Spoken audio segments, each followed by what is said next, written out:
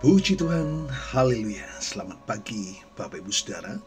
Salam sejahtera buat kita semua. Puji Tuhan.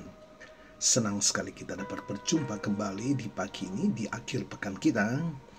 Setelah sepanjang malam kita boleh menikmati pemeliharaan Tuhan, penyertaan Tuhan dalam peristirahatan kita. Dan kembali pagi ini kita dibangunkan dengan tubuh yang sehat walafiat. Amin. Terpujilah nama Tuhan. Walaupun mungkin ada di antara kita yang sedang menjalani perawatan kesehatan, baik di rumah ataupun di hospital, tetapi yakinlah kasih dan kuasa-Nya yang tidak pernah berubah sedang memulihkan, menyembuhkan saudara. Amin. Dalam nama Tuhan Yesus. Puji Tuhan. Baik Bapak Ibu Saudara, sebelum kita akan menjalani seluruh aktivitas kita di hari ini, mari kembali kita akan memberi makan jiwa kita, roh kita dengan makanan yang sesungguhnya. Firman Tuhan berkata, Injil adalah kekuatan Allah yang menyelamatkan setiap kita yang percaya.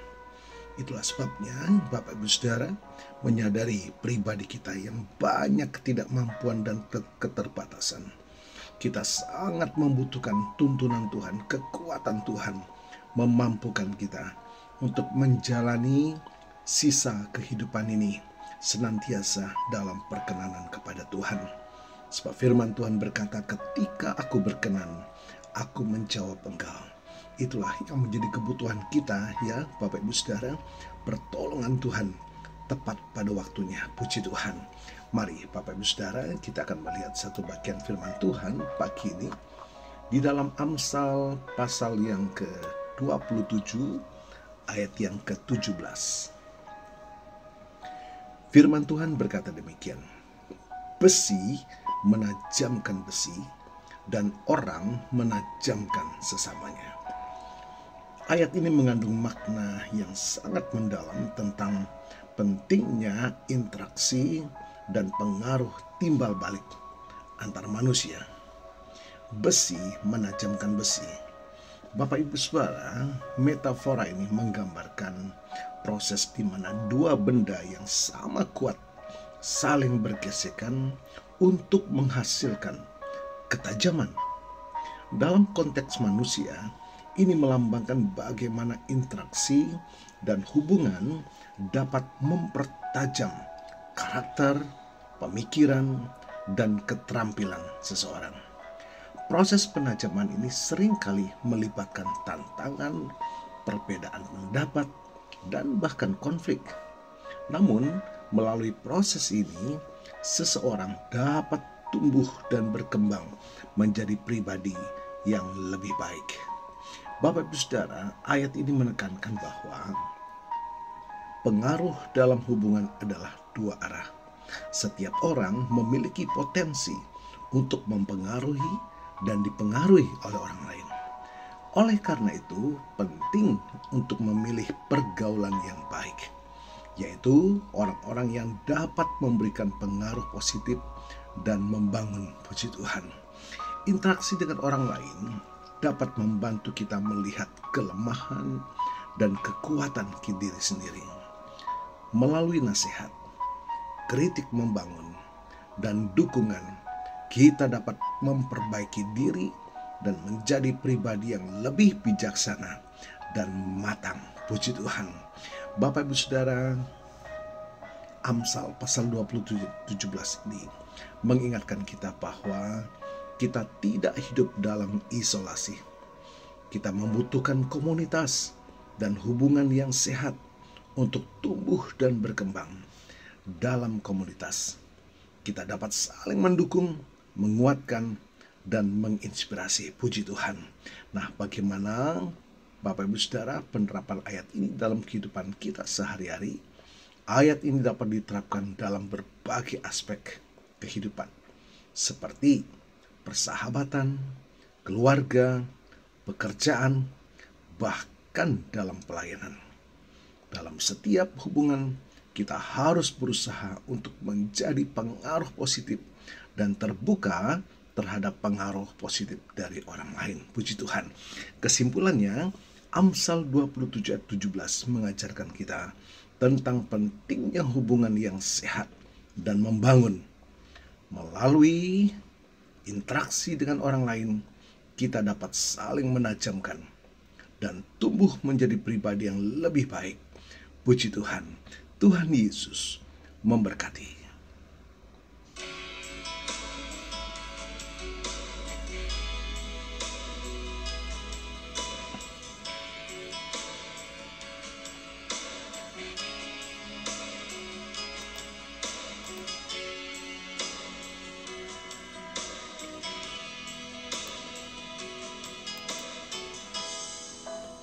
Ajar kami, Bapa, menghitung hari-hari, agar kami beroleh hati bijaksana.